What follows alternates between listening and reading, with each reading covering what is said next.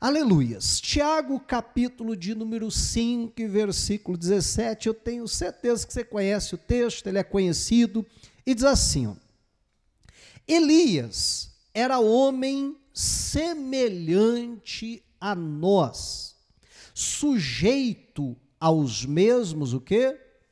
Sentimentos, e orou com fervor para que não chovesse sobre a terra. E por 3 anos e 6 meses, o que aconteceu? Não choveu. Depois, orou de novo. E então, o céu deu chuva e a terra produziu os seus frutos. Até aí é o suficiente para nós. Eu gostaria de começar com esse texto, porque a Bíblia deixa muito claro que Elias era, como eu gosto de brincar, gente como a gente. Amém? Ele era exatamente igualzinho a eu e você. A Bíblia vai dizer, sujeito aos mesmos sentimentos. A corrigida vai dizer, sujeito às mesmas paixões. Então ele tinha os mesmos sentimentos que nós temos, e aí na semana passada até a gente falava sobre isso, que sentimentos fala de alma. Né? Ele tinha os mesmos sentimentos, ele passava pelas mesmas lutas, ele tinha as mesmas dificuldades, igualzinho como qualquer um de nós. Né? E por que isso é tão importante? Porque daqui a pouco nós vamos ver a história de Elias, um trechinho pelo menos dela, e nós vamos ver que de fato era exatamente isso. Ele passava pelas mesmas lutas que nós passamos. E nós, então, conseguimos nos enxergar na história de Elias. E assim, então, já que ele era gente como a gente, vamos supor, se ele fosse de uma outra espécie, de uma outra categoria, né, de um outro nível, qualquer coisa semelhante, ficaria difícil a gente fazer as mesmas aplicações para a nossa vida, né? Mas a Bíblia já diz que ele era exatamente como qualquer um de nós, então a gente pode olhar para a vida de Elias e extrair muitas lições. Por isso eu peço que você vá comigo lá para o primeiro livro dos Reis, capítulo 19 e versículo de número 1. Primeiro livro dos Reis, capítulo 19 e versículo 1, eu peço a sua atenção, bastante a sua atenção, porque nós vamos ler um texto um pouquinho longo, tá? Eu creio que você conhece até a história, mas que você preste atenção na leitura, assim, em cada detalhe, em cada ponto aqui, porque aí depois eu volto comentando, se necessário for a gente ler novamente algum trecho, algum versículo, mas para deixar a ideia completa, então, aí na nossa mente. Primeiro livro dos Reis, capítulo 19, versículo 1, diz assim: Acabe contou a Jezabel tudo o que Elias havia feito e como havia matado todos os profetas à espada. Então Jezabel mandou um mensageiro a Elias para dizer-lhe que os deuses me castiguem se amanhã, a estas horas, eu não tiver feito com a sua vida o mesmo que você fez com a vida de cada um deles. Elias ficou com medo, levantou-se e, para salvar a vida, se foi e chegou a Berseba, que pertence a Judá. E ali ele deixou o seu servo. Ele mesmo, porém, foi para o deserto, caminhando o dia inteiro. Por fim, sentou-se debaixo de um zimbro, sentiu vontade de morrer e orou: basta, Senhor, tira a minha vida, porque não sou melhor do que os meus pais. Deitou-se e dormiu debaixo de um zimbro. E eis que um anjo tocou nele e lhe disse: levante-se e coma. Elias olhou e viu perto da sua cabeceira um pão assado sob pedras em brasa e um jarro de água. Comeu, bebeu e tornou a dormir. O anjo do Senhor voltou, tocou nele e lhe disse: levante-se e coma, porque a viagem será longa. Então Elias se levantou, comeu e bebeu, e com a força daquela comida, caminhou 40 dias e 40 noites até Horebe, o monte de Deus. Ali entrou numa caverna, onde passou a noite. E eis que a palavra do Senhor veio a ele e lhe disse: o que você está fazendo aqui, Elias?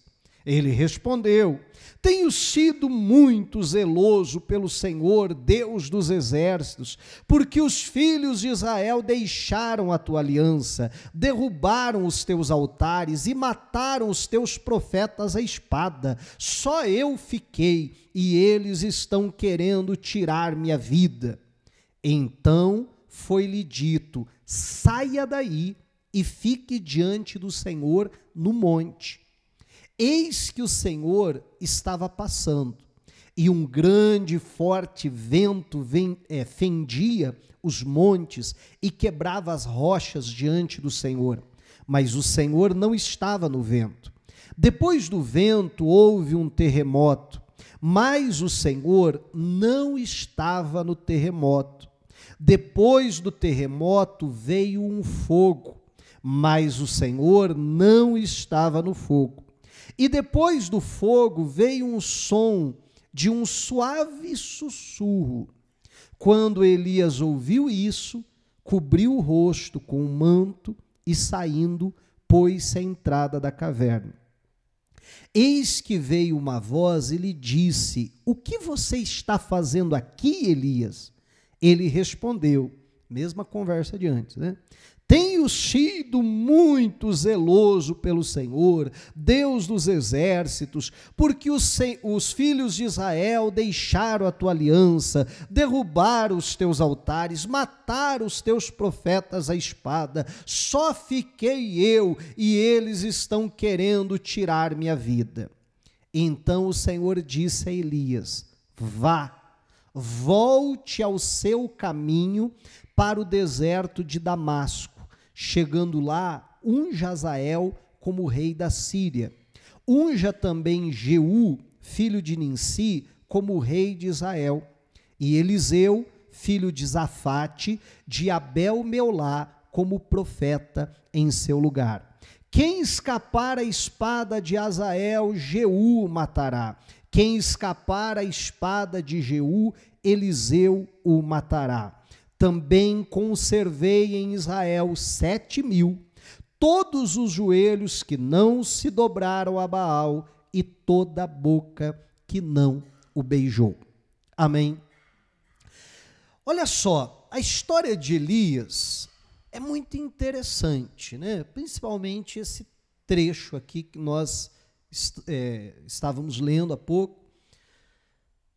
E se a gente olhar para o Elias, eu acho que facilmente, claro, não sou da área, não posso fazer essa classificação, mas dentro do conhecimento geral que a gente tem, talvez seria muito fácil a gente classificar ele como alguém que está em depressão. Não é verdade? Alguém que está abatido, alguém que está caído, alguém que perdeu a vontade de viver, né, que está ali numa situação terrível. E a gente olha então para isso, para esse desânimo que o Eliseu está enfrentando, e a gente precisa então entender, como nós lemos há pouco, que ele era como qualquer um de nós. E que nós também estamos sujeitos a passar por um momento assim, sabe, de desânimo. Eu não estou falando daquele desânimo, tem dia que você já acorda meio desanimado, não é assim? Aquele dia assim, mas daí no outro dia você já acorda bem e tal, né? Ou às vezes algumas horas você recebe uma notícia triste, fica meio abatido, meio borocochô, mas daqui a pouco você se levanta, não, tá amarrado, Deus é comigo, vou vencer isso aí. Então não estou falando de um momento, né, de um dia que você está desanimado, mas às vezes de um período mesmo que a pessoa está ali como Elias, e às vezes até orando: ai, Senhor, me leva logo, que é melhor, não aguento mais isso, né? Não aguento mais a vida. É igual aquele personagem lá: ó céus, ó vida, né? E às vezes a pessoa está enfrentando exame. Eu tenho certeza que se eu fosse perguntar aqui, todo mundo em algum momento da sua vida já enfrentou, né, um momento assim. E nós precisamos entender que, claro, tudo isso aqui tem um aspecto espiritual. Mas não é só um aspecto espiritual. Na semana passada a gente falava do ser humano que ele é espírito, alma e corpo. E que a gente precisa tratar o ser humano, eu estou falando de eu e você, amém? Nós precisamos nos tratar e entender que nós somos assim, que não é tudo espiritual. Assim como não é tudo natural, carnal ou emocional, que cada um desses aspectos, então, do ser humano precisam ser levados em consideração. Porque se talvez eu e você olhássemos de fora para a vida de Elias, meu irmão, você concorda que ele está vivendo o auge do seu ministério? Se você lê o capítulo 18, meu irmão, ele está vivendo o melhor momento, o auge do seu ministério. Vamos lembrar que Deus chama Elias para trazer uma palavra dura contra Acabe e o povo de Israel e dizer, por causa dos seus pecados, Deus está fechando o céu e não vai mais cair uma gota de água, nem o orvalho não vai cair, até que eu abra a boca para falar o contrário. Eu fico imaginando que talvez no início, nem Acabe, nem o povo de Israel talvez não levou muito a sério aquela palavra. Mas os dias foram passando, 2, 3, 5 dias, rapaz, está uma seca, não está chovendo. Lembro que Elias falou, não, isso é coincidência, essa época do ano fica assim, às vezes até mais tempo sem chover. Aí daqui a pouco começou uma semana, 15 dias, né? Será? Está esquisito esse negócio, né? Eu até estou notando, nem o orvalho não está caindo mais, as plantinhas lá de casa estão tudo secando já e tal. E assim foi até que eles viram que a coisa era séria. E aí Acabe, em vez de levar a sério aquela palavra e se arrepender, o que Acabe quis fazer? Vou matar o Elias. Né? Quem sabe se eu matar o Elias, então essa praga aí que ele jogou talvez cesse. Né? Então, olha a estupidez.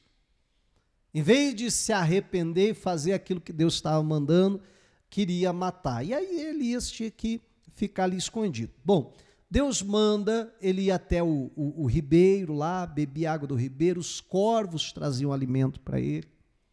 Durante muito tempo ele foi sustentado de uma maneira sobrenatural de Deus, por Deus. Aí, quando o ribeiro secou, Deus manda ele ir até a casa da viúva, mais uma vez, de uma forma sobrenatural. Meu irmão, o Elias não era aquele cara que a gente podia classificar como alguém sem fé. Não, ele está assim porque não tem fé, que se ele tivesse fé... Já viu esse tipo de conversa? Né? Se ele tivesse fé, ele não estava assim, não sei o quê. Meu irmão, acho que não dá para classificar Elias como um cara que não tinha fé.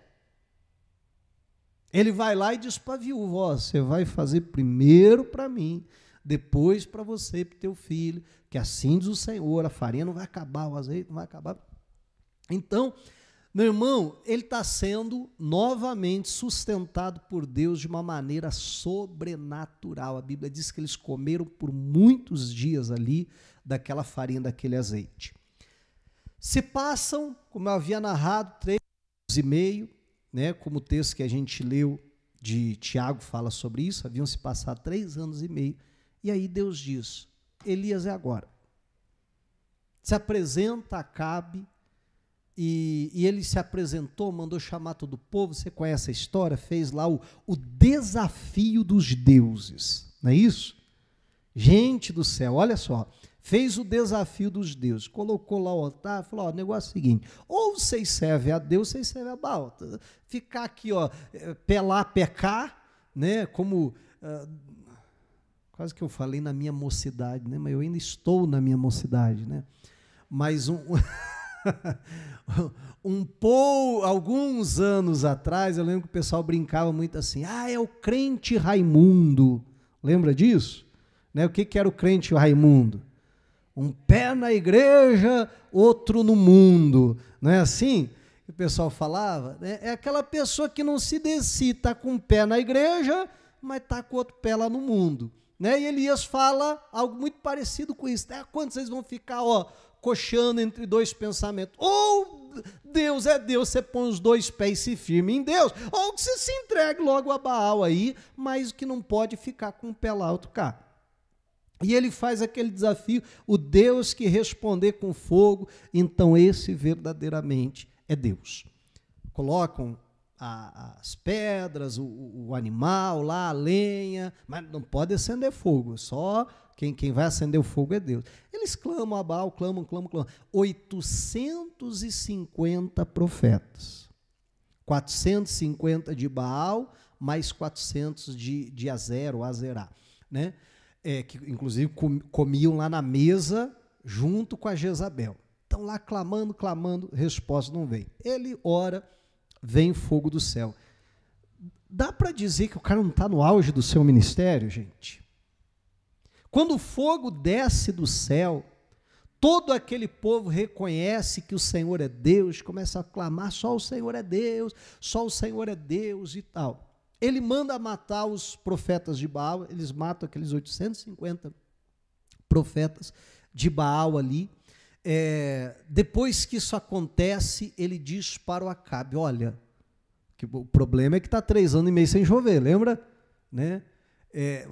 Corre, porque senão a chuva vai te pegar no meio do caminho. Sobe ao monte e vai orar. É a menção que a Bíblia faz lá em Tiago, que a gente leu. Ele ora e Deus manda a chuva de uma maneira, então, né, novamente, sobrenatural, uma chuva abundante. Não só isso. Quando a chuva vem, ele sai correndo e ele passa à frente. A carruagem de Acabe já tinha saído antes. Ele diz assim para Acabe, vai, senão a chuva vai te pegar. Aí o Acabe está indo com a carruagem, ele está a pé. Aí ele sobe no monte, ele ora, diz para o servo, vai lá ver, não tem nada. Ele ora, vai lá ver, não tem nada. O Acabe está indo. Amém? Né? O Acabe está indo.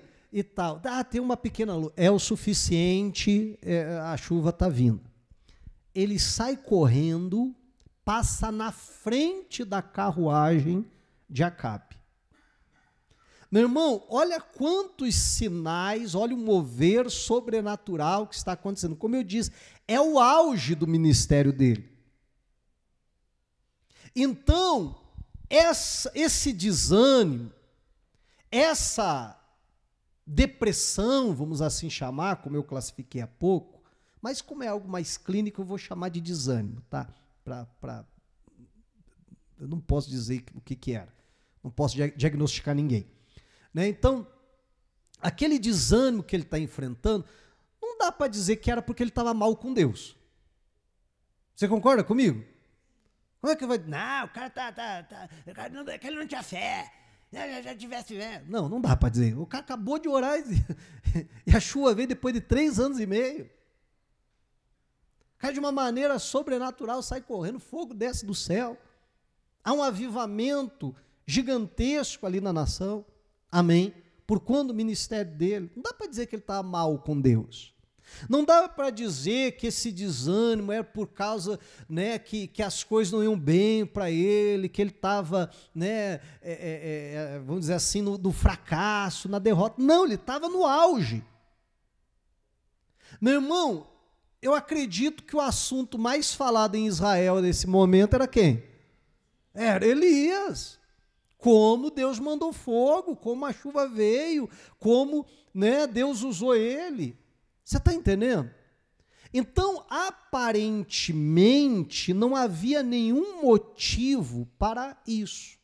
Permitindo, semana que vem, eu quero voltar nesse assunto, e aí a gente vai, talvez, se aprofundar um pouquinho mais nesse ponto aqui.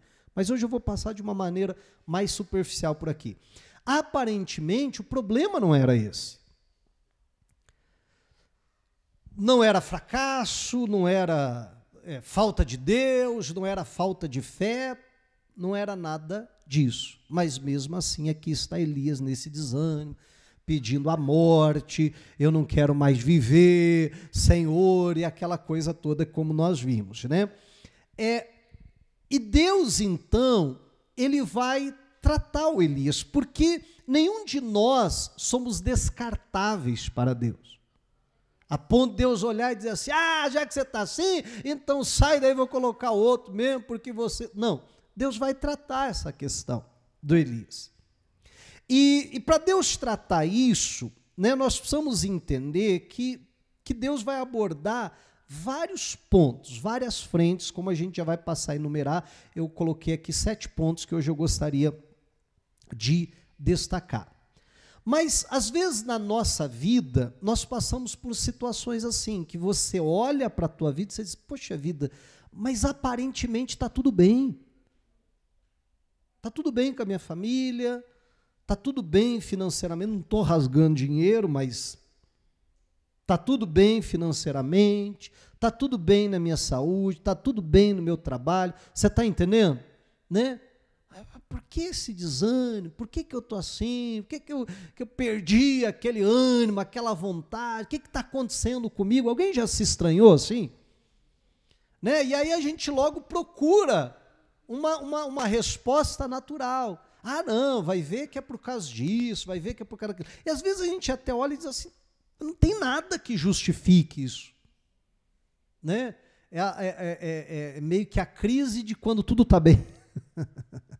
Né? E às vezes é engraçado que a gente parece ter umas crises assim, quando aparentemente tudo está caminhando. Né? E o Elias, ele está dessa maneira. E para Deus tratar o Elias, vai acontecer aqui algumas coisas. Né? O Elias, então, ele vai para o deserto. Deserto já representa justamente essa questão do isolamento. Quando ele vai para o deserto, a primeira coisa que ele faz, a Bíblia diz que ele deixa o seu ajudante, seu moço, e ele vai sozinho para o deserto. Né? É mais um sinal aqui desse desânimo, né? / depressão, né? O isolamento e tal, a falta de vontade de viver e assim por diante. E ele, então, vai para lá. E algumas coisas vão acontecer com o Elias. E a gente precisa entender que quando nós estamos numa situação como essa, claro, às vezes o problema é espiritual. Mas às vezes, e eu posso até, arrisco dizer assim, na maioria das vezes, não é só algo espiritual. Até porque me parece que Elias espiritualmente está muito bem. Então, a gente precisa entender que o ser humano, ele não é só espírito. E o que acontece? Né? Eu enumerei, então, algumas coisas. Meu irmão, quando a gente está assim, né, desanimado, meio para baixo, a gente precisa tratar o corpo, a gente precisa tratar a alma e a gente precisa tratar o espírito. Porque talvez o problema esteja em um desses ou talvez em todos esses. Amém? E algo que a gente precisa fazer, eu coloquei aqui como se fossem passos para a gente sair de uma situação como essa, um ponto fundamental, dormir bem. Amém? O pastor, que dormir tem a ver? Tudo. Amém? O Elias vai para lá, acha uma sombra e está lá dormindo. Aí o anjo cutuca ele. Ó, Elias, come, bebe, comeu, bebeu. O que ele fez? Voltou a dormir. Viu uma cesta depois do almoço, é bíblico. Não vou entrar nessa parte, gente, é brincadeira só. Né? Mas o que a gente precisa, meu irmão? Dormir. Eu vou abordar os dois juntos aqui, o passo 1 e o 2. A gente precisa dormir bem, a gente precisa comer bem. E às vezes a gente negligencia essas coisas. Porque às vezes a gente cai naquele erro de achar que tudo é espiritual. Você está entendendo? Que tudo é espiritual.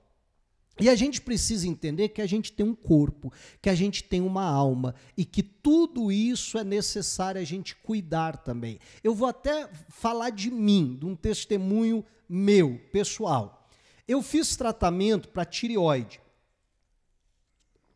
E eu já tive hipertiroidismo e hipo, né? Hipotiroidismo e hipertiroidismo. Começou com hipo, aí eu comecei a tomar medicamento, passou para hiper, né? E aí, graças a Deus, normalizou e estou curado dessa questão. Mas, olha só, quando a pessoa está com hipo, e eu estou pegando só um exemplo, tá? Falando do meu caso, para não falar do caso de ninguém, falando do meu caso, só para você entender. O hipotiroidismo faz a pessoa ficar um tanto quanto mais letárgica, né? Meio sem ânimo para fazer as coisas. E isso afeta o emocional da pessoa. A pessoa fica meio para baixo, meio, né, desanimado, meio depressivo até mesmo. E eu nem sei quanto tempo que eu fiquei, né, com hipo, que eu só fui descobrir porque eu começava a treinar, minha cor sumia, passava mal e tal. Não chegava a passar mal, mas visivelmente eu não estava bem. Até um professor falou para mim, olha, você tem que ir no médico, porque isso não é normal, rapaz, você perde a cor, né? Eu já, dessa corzinha branca, imagine ainda perder a cor, né? E no começo fiquei meio assim, sabe aquela coisa assim, eu sou crente, sou espiritual, aleluia, e a gente esquece que a gente é corpo. E aí eu resolvi ir, fez o exame e tal, tá com isso aqui, né? E aí, eu repito, não sei quanto tempo eu fiquei com aquilo, não faço ideia, porque eu não sentia outros sintomas mais sérios, a não ser, né, o que me chamava a atenção era no momento que eu ia treinar. E aí eu comecei a tomar o remédio, tal, a dose, pelo jeito, foi exagerada, então passou para hipertiroidismo. E aí, meu irmão, você fica agitado, você fica irritado e tal. E aí eu fiquei pensando, poxa vida, um hormônio, que às vezes pode deixar a pessoa derrubada e às vezes, né, pode deixar a pessoa agitada, desanimada de um lado, ou muito irritada, muito explosiva e tal. E eu lembro que nessa época eu me irritava por tudo e tudo, eu perdi a paciência e tal.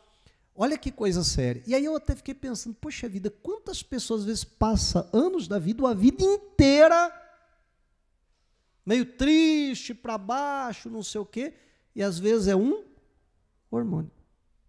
Ou ao contrário, alguém explosivo, tudo se irrita, perde a paciência com tudo e tal, é um hormônio. E a gente precisa, então, entender que se o nosso corpo não está bem, isso vai afetar a nossa alma. Ou com a irritação, ou com o desânimo, ou com uma coisa ou outra, né? E o oposto também é verdade. Quando a nossa alma não está bem, emocionalmente não está bem, começa a afetar o nosso corpo. Seja com uma pressão alta, seja com uma pressão baixa, seja com alguma disfunção até hormonal, né? Seja com qualquer tipo de problema, ou às vezes até uma doença psicossomática, que é algo que está só na cabeça da pessoa, mas se reflete ali no corpo, às vezes sentindo uma dor ou um determinado sintoma, assim por diante. Então, quando a gente fala aqui sobre dormir bem, se alimentar bem, é algo que é necessário para a nossa vida, porque Deus não nos fez apenas como um ser espiritual. Deus também nos deu um corpo que precisa de descanso. Deus não precisa, a gente precisa. Amém? A gente precisa dormir bem, porque se a gente não dorme bem, isso vai afetar o nosso corpo e vai afetar, inclusive, as nossas emoções. Passa uma noite mal dormida.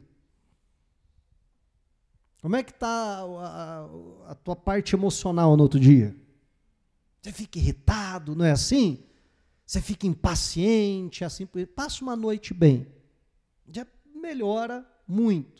A gente precisa se alimentar bem. Bom, quando a gente fala se alimentar bem, a gente sabe que não é alimentar muito, né?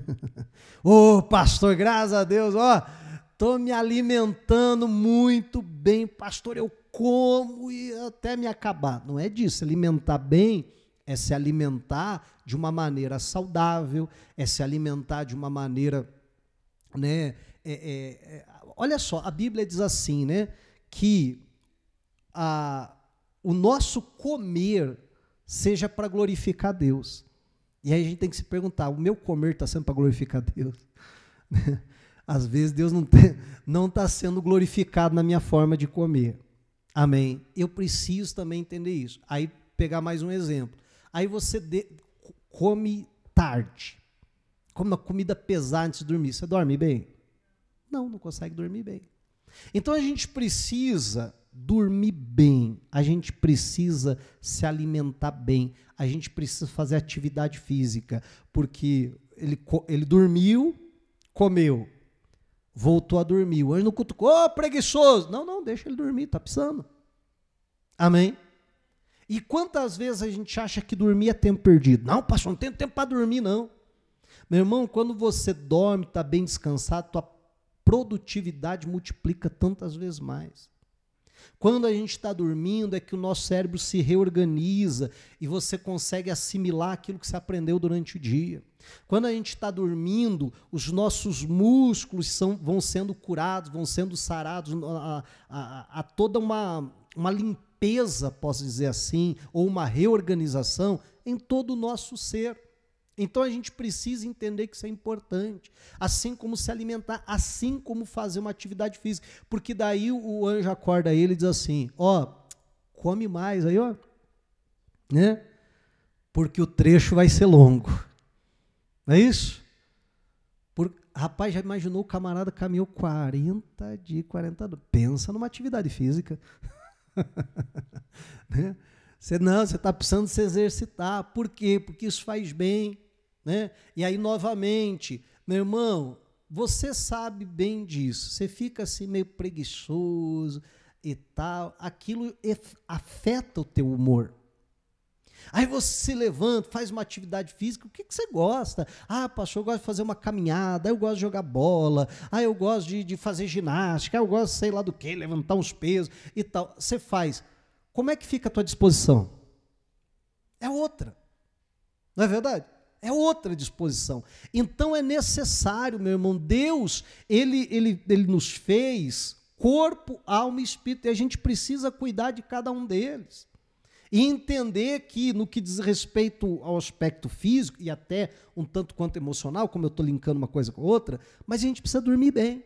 A gente precisa se alimentar bem, a gente precisa ter uma atividade física. Eu falava disso até semana passada, me permita falar isso novamente. Quando a gente vai envelhecendo, a gente vai tendo perda muscular. Se nós não prepararmos o nosso corpo para a nossa velhice, a gente vai envelhecer né, e com a perda muscular, então, e às vezes já não tem nem músculo para perder mais. Mas não é verdade? Já não tem mais músculo para perder, aí a pessoa fica doente, cheia de dor no corpo, isso e aquilo, né? Então a gente precisa pensar nisso. Eu lembro que um dia eu estava até falando com o pastor Cristiano, ele falou isso para mim. Ele falou, minha médica falou que eu tenho que fazer atividade física, não sei nem se podia estar contando, mas agora já foi, né? Ele falou, minha médica falou que eu preciso fazer atividade física porque eu preciso condicionar o meu corpo para a minha velhice, né? Então você perceba que o médico sabe do que está falando, né? E aí, meu irmão, eu tenho uma dorzinha aqui. Pois é, se eu tenho uma dorzinha aqui hoje, com 30 e poucos, 40 e poucos, e quando eu tiver 60, como é que vai estar essa dorzinha? Amém? Né? Que vai diminuir a minha musculatura. Quando eu falo musculatura, a gente não pensa no bombadão lá da academia. Não é isso que eu estou falando, gente. Eu acho que você está entendendo, né, o que eu quero dizer com isso. Então, a gente precisa pensar nisso. E aí, repito, falava semana passada e repito, a Bíblia diz, na velhice ainda darão frutos. Se nós não tivermos saúde na nossa velhice, a gente vai dar fruto como? Como que a gente vai ser produtivo para Deus, se a gente não se preocupa com isso? Aí, o que mais? Aí a Bíblia continua falando. Então, esses 3 aspectos, eu abordei mais a questão física, mas agora falar um pouquinho mais até num sentido emocional e também espiritual. A gente precisa, se a gente quiser sair, né, da depressão, sair do desânimo, a gente precisa parar de se vitimizar. Gente, são 20 anos de ministério. Eu já conversei com muita gente. Eu já atendi muitas pessoas. Eu já conversei, né, com muita gente. E você acaba, sabe, vendo pontos em comum. E um dos pontos em comum de pessoas que estão desanimadas ou em depressão é a vitimização.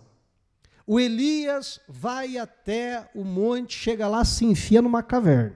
Já vou abordar isso, mas se enfia lá numa caverna. Aí Deus diz assim: o que você está fazendo aqui, Elias? Você viu que o discurso já estava pronto? Ele vai dizer: Senhor, só sobrou eu, Deus. Ninguém mais quer saber do Senhor, só eu. Não é isso? E Deus ainda, para piorar, estão tentando tirar minha vida. Eu não sei, me parece que até assim, meio que querendo dar uma alfinetada em Deus. Assim, só sobrou eu, ainda o Senhor não me guarda. Não é isso? Todo mundo virou as costas para o Senhor, ninguém mais quer saber do Senhor e tal. E a gente precisa tomar cuidado com esse vitimismo. Meu irmão, o vitimismo não é de Deus.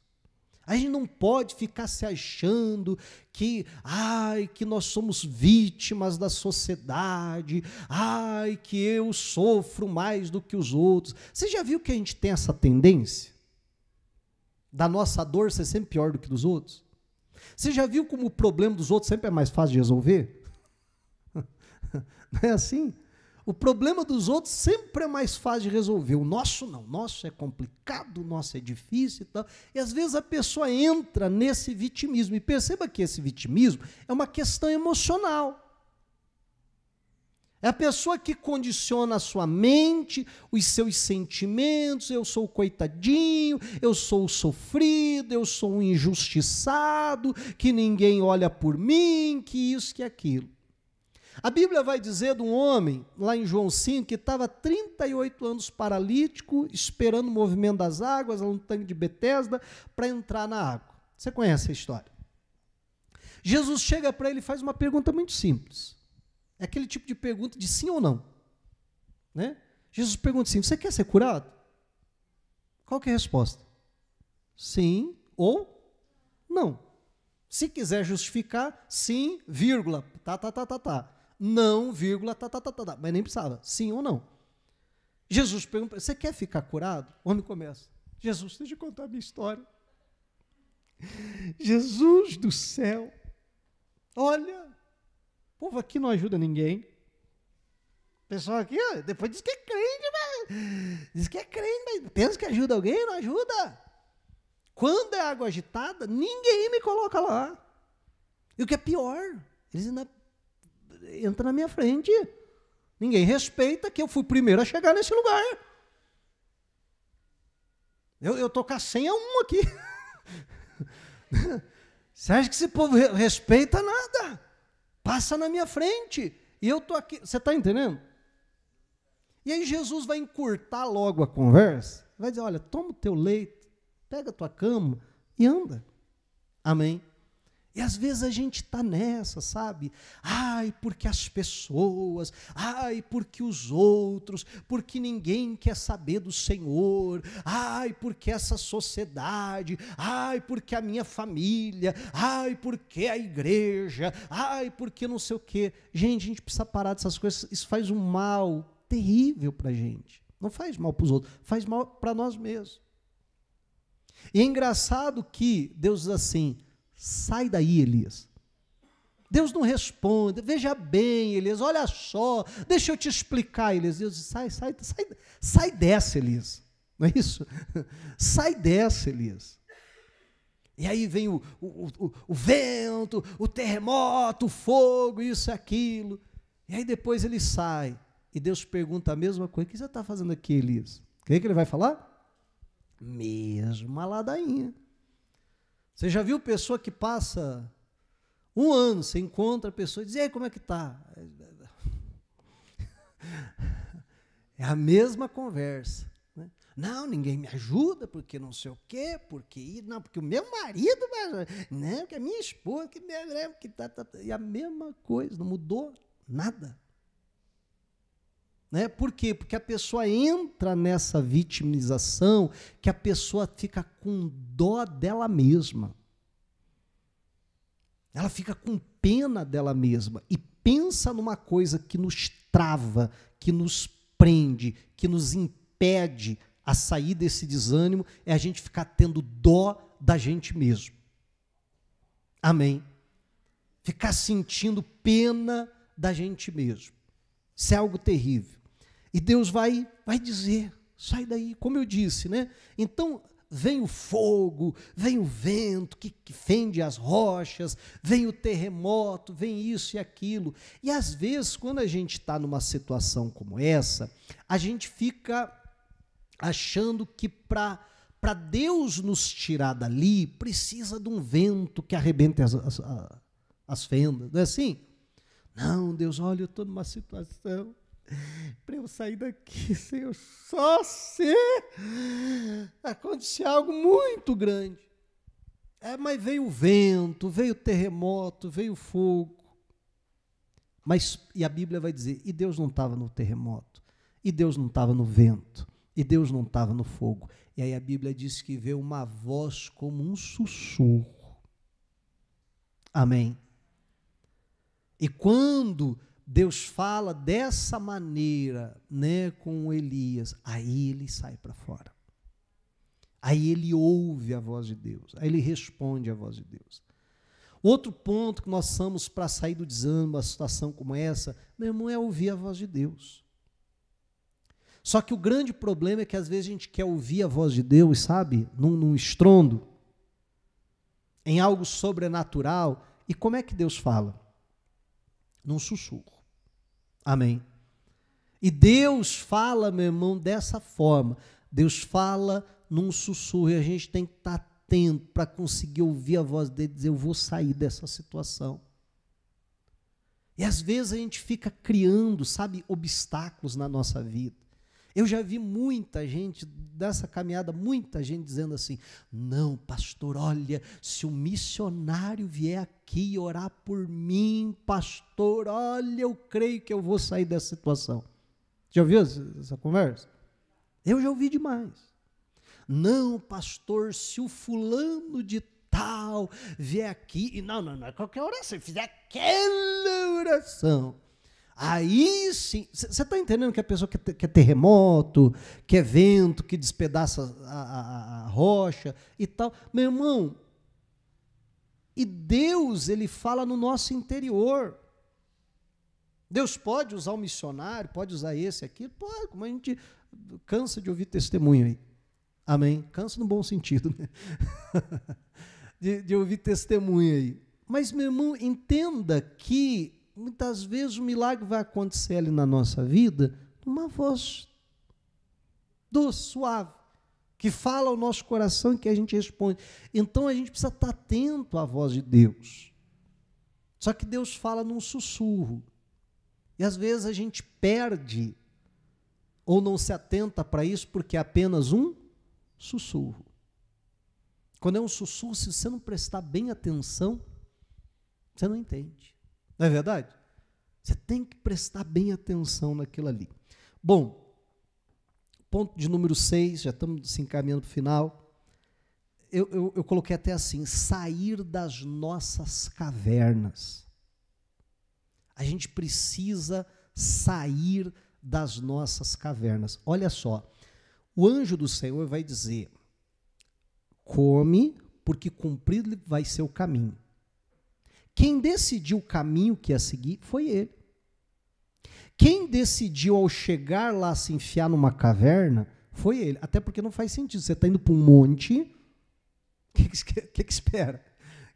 Que você suba o monte, e não que você se enfie numa caverna no monte. Não é verdade? E ele acha lá uma caverna e se enfia lá dentro.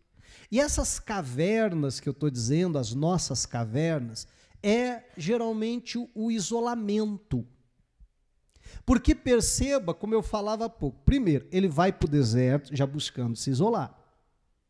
Ele deixa o seu moço, deixa o seu servo para trás, não, daqui eu vou seguir sozinho. Chega lá, ele se enfia, então ainda dentro de uma caverna. Quando Deus vai perguntar para ele, o que ele vai dizer? Não tem mais ninguém, só sobrou eu. Depois Deus vai dizer, tem 7.000. Por que ele está achando que só tem ele? Porque está na sua caverna. Porque cortou relacionamento com as pessoas. Porque se ele tivesse relacionamento com as pessoas, ele saberia que não era só ele. Ele saberia que tinha mais gente. Que tinha gente que estava passando pela mesma situação que ele. Porque é interessante que só da gente saber que tem mais gente passando por aquilo que a gente está passando, não sei porquê, mas já serve de consolo. Não é verdade? E a Bíblia vai dizer, saiba que as mesmas aflições se cumprem nos irmãos do mundo. A gente deveria, né, de alguma maneira, dizer que, poxa vida, que triste que eles estão sofrendo também. Mas, de alguma maneira, isso nos serve como consolo. Não sou só eu. Eu até brinco, no tempo de escola, vocês não tinham esses problemas, que vocês faziam tudo que o professor mandava, mas talvez alguém vai se identificar. E se chegava na escola assim, e aí, beleza, e aí, tá. E aí alguém falava para você, e aí, fez o trabalho? Aí já dá aquele gelo assim, né? Aí você diz assim, que trabalho? Bom, pela pergunta, né? Pela pergunta já tinha resposta, que trabalho? Aí o outro fala assim, aqui, rapaz, de matemática, vale metade da nota do semestre. Aí você diz assim, era para hoje? E as pernas. Não é assim? Era, o professor falou que só aceita hoje, não vai poder entregar outro dia. Ah, meu Deus do céu, já quer rasgar uma folha do caderno, já quer sair escrevendo alguma coisa. Ai, vou fazer aqui, ai, nem que seja para entregar assim, e a mão já está tremendo, não sei o quê, e você começa a escrever, daqui a pouco está entrando um outro aluno. Qual a primeira coisa que você faz? Fez o trabalho? Não é assim? Se o de lá responde assim, é claro que eu fiz, você acha que eu sou bobo? Ah, aumentava a tremedeira. Não é verdade? Aí que estava desespero, queria escrever alguma coisa, meu Deus, daqui 10 minutos o senhor chega e tal. Mas se aquele que está entrando, você pergunta assim, fez o trabalho, ele responde para você, igual você respondeu para o primeiro, que trabalho? Aí você dá a mesma resposta, aquele de matemática. Ih, rapaz, era para hoje. Não sei por quê. A gente já diz assim, não sou só eu. É assim ou não é? Deveria ser assim? Não deveria, mas emocionalmente, geralmente é como a gente reage. Não sou só eu. Se eu for tomar bronca, pelo menos vou dividir. A bronca vai ter 2 para apanhar junto, né? E aí você já continua até fazendo, mas já não tão desesperado. Entra mais um, você diz o quê? Fez o trabalho. E se o segundo já diz assim, que trabalho? Aí você já relaxa ainda mais. Tá vendo aí? Ninguém fez. Eu só falo com 2. Né? Teve um que fez, que te perguntou, e teve 2 que não fez. Já começa a dizer assim, ninguém fez. Depois do terceiro, do quarto, você já largou a caneta. Eu também não fiz, não fiz. Não, negócio também, é brincadeira. E ainda se acha no direito. Não é assim? Não deveríamos ser assim, mas infelizmente somos. Então, por que ele está lá? Só sobrou eu, Senhor, o Senhor ainda não me guarda e tal. Porque se isolou de todo mundo, se enfiou numa caverna. Não fala com ninguém, não tem relacionamento com ninguém. E tem muita gente, meu irmão, sofrendo desânimo porque se enfiou numa caverna. Olha só, Deus fez o ser humano e Deus vai fazer um check-up no ser humano. Deus diz assim, não é bom que o homem viva só. Amém. O ser humano foi criado por Deus e o Criador chegou nessa conclusão. o homem não pode viver só. O homem foi feito, foi criado, o seu aspecto emocional e até espiritual, para se relacionar com outras pessoas, para ter relacionamento. E olha só, Deus foi... Deixa eu aproveitar aqui, tá? Deus falou isso no momento em que Adão deu nome para todos os animais, e a Bíblia diz, e não se achou nenhum animal que fosse compatível com o homem.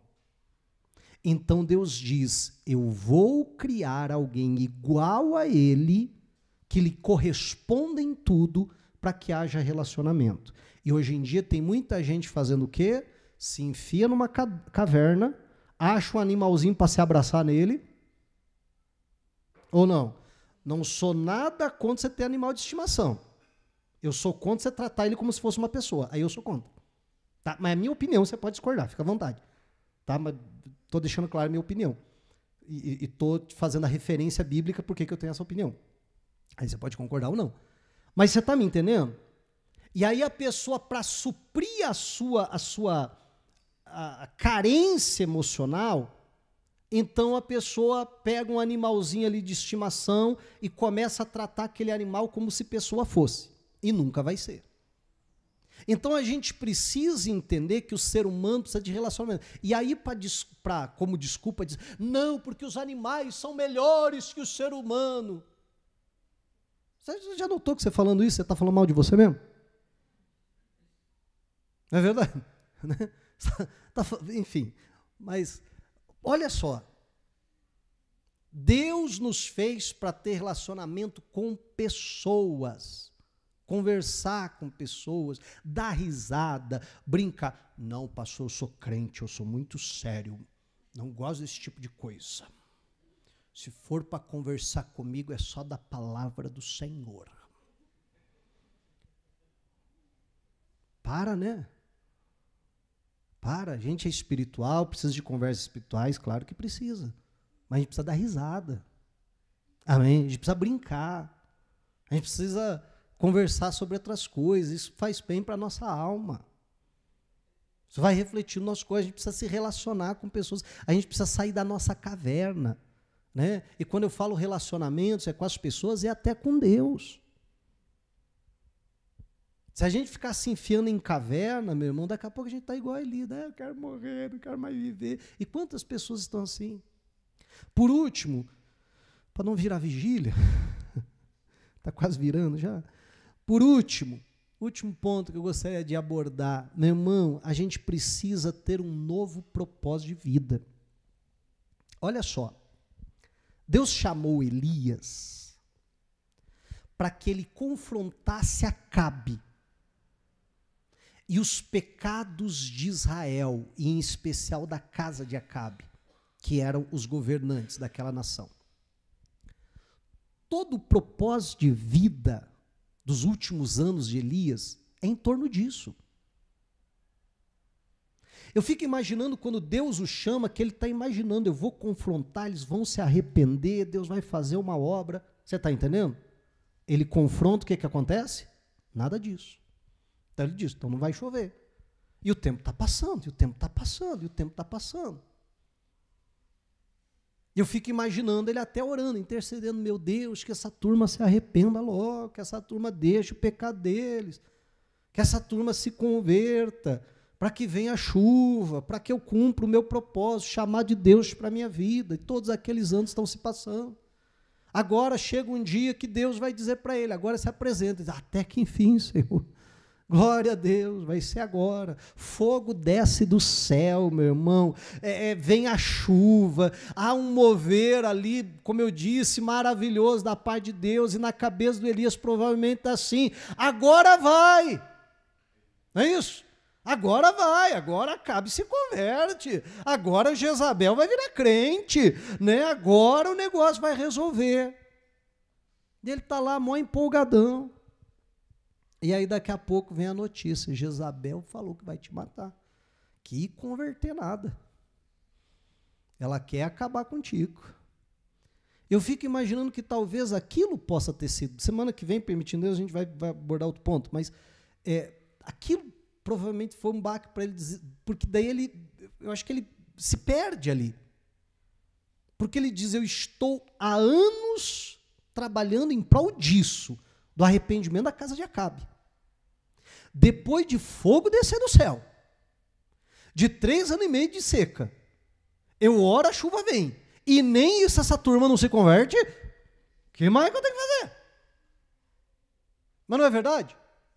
E eu não sei se você entende, mas em um certo sentido, meio que a missão de Elias está concluída. Deus me chamou para confrontá-los, para mandar que não chovesse, e assim eu fiz, sustentei por 3 anos e meio. Gente, fica pensando, vamos tentar se colocar no lugar de Elias um pouquinho? Está passando pelos passos, vendo os animais morrendo. Está passando na frente de uma casa e está vendo uma mãe chorando porque o filho morreu. E ele sabe que se ele orar, a chuva vem. Não foi o que ele disse para Acabe? Não vai cair, senão quando eu disser. E ele precisa sustentar, e está doendo na carne dele também, porque ele também está passando a seca. E vendo tudo aquilo, e sabendo que uma oração ele pode resolver tudo aquilo, mas Deus não deu aval para eu orar. Você está entendendo, né? Toda a complexidade dessa situação? E aí chega o momento que Deus diz, é agora, Elias. Ele ora e não só o fogo vem, mas agora a chuva vem. E meio que o trabalho dele, então, está concluído, pelo menos na visão dele. E um grande problema é isso, é quando a gente já não tem mais um propósito de vida. E entenda só, por favor, entenda a minha colocação. Tem muitos pais que o propósito de vida deles coloca acima de tudo. Vamos criar os nossos filhos, vamos educá-los, vamos dar a melhor educação, vamos dar as melhores oportunidades. Meu filho vai ser alguém na vida, vai ser uma bênção e tal. E trabalha anos a fio por isso. Aí o filho, a filha se torna uma bênção, tem sua profissão, está ganhando bem, se casa, sai de casa. Aí o marido olha para a esposa olha para o marido e diz, e agora? Você está entendendo? Porque esse era o único propósito de vida que a pessoa tinha. A pessoa não tinha outro sonho, a pessoa não tinha... Não, esse era o propósito de vida. E aí diz assim, e agora o que a gente vai fazer? Não sei, essa casa está tão vazia. Não tem ninguém aqui. E na psicologia tem até síndrome do ninho vazio, não é isso? Olha lá. Síndrome do ninho vazio. E agora o que a gente faz? O ninho está vazio, bateram asas, o que a gente faz da vida? Aí começa a ficar lá pelos campos. Meu irmão, a gente precisa achar um novo propósito de vida. Eu já vi isso muito acontecer. Gente, com todo respeito ao luto de cada pessoa, mas eu já vi muito isso acontecer. Da pessoa, às vezes, o familiar adoece, e a pessoa passa anos da sua vida cuidando daquele familiar. A atenção para aquele familiar é 24 horas por dia, praticamente, e cuidado, e cuidado, e cuidado. Chega um momento que aquela pessoa vem a falecer. Às vezes é o papai, a mamãe, às vezes é até um cônjuge e tal, e aí aquela pessoa vem a falecer, a pessoa diz assim, agora o que eu vou fazer na minha vida? Não é assim? Por quê? Porque a minha vida, o que era? Era cuidar do fulano, cuidar da fulana. Fulano não tem mais aqui, o que eu vou fazer da minha vida? E aí a pessoa, sabe, perde o propósito de vida, perde o sentido da vida. E a gente precisa encontrar um novo propósito de vida, meu irmão. Outras vezes, não é nem nesse aspecto, outras vezes, sabe, o meu sonho é alcançar tal coisa. O meu sonho é ter a minha casa própria. Durante anos, esse é o propósito, essa é a oração, junta dinheiro para isso e tal, aí compra a casa própria. Meu irmão, nos primeiros 3 meses é uma festa, e a pessoa quer decorar, ai, a minha casa, como é bom estar na minha casa e tal, mas passa 3, 4, 5 meses, E legal, minha casa própria, glória a Deus, né? Mas agora, o que mais que eu faço da vida? Você está entendendo? Qual que é meu sonho? Qual que é o meu objetivo? Qual que é o alvo das minhas orações? Enfim, às vezes a pessoa não tem que ficar perdido. E a gente precisa sempre ter um novo alvo de vida. A Bíblia vai dizer daquela mulher lá que vai até Eliseu e multiplica o azeite. O Eliseu dá a seguinte instrução: pega o azeite, enche o vaso. Imagine você, uma botijinha enchendo um vaso. Encheu. Você fica imaginando a empolgação ao ver o primeiro vaso cheio? Sabe qual é a instrução de Elias? Parece boba, mas é importante. Ele diz assim: põe de lado o que estiver cheio e vai encher o próximo vaso. Amém. O problema nosso é que o vaso encheu. Oh, glória a Deus! Oh, esse vaso encheu! E a gente esquece de encher os outros. A gente esquece, a gente tem que celebrar, isso faz parte da vida, mas celebrou, a gente esquece de dizer, oh, glória a Deus, vamos colocar isso aqui para o lado, porque tem mais. Porque Deus quer multiplicar mais azeite, porque Deus quer fazer mais coisa, Deus quer que eu alcance mais coisas. Traz o outro vaso, vamos encher esse aqui. Encheu, glória a Deus, põe lá para o lado, traz o próximo. E a nossa vida precisa funcionar dentro dessa dinâmica. Amém? Porque senão, meu irmão, encheu o vaso, oh, alegria, oh, glória a Deus, põe lá na estante esse vaso, olha o que Deus fez, oh, Deus é maravilhoso, vamos vender, mamãe, para pagar dívida. Não, que é isso? Como é que a gente vai vender um vaso desse?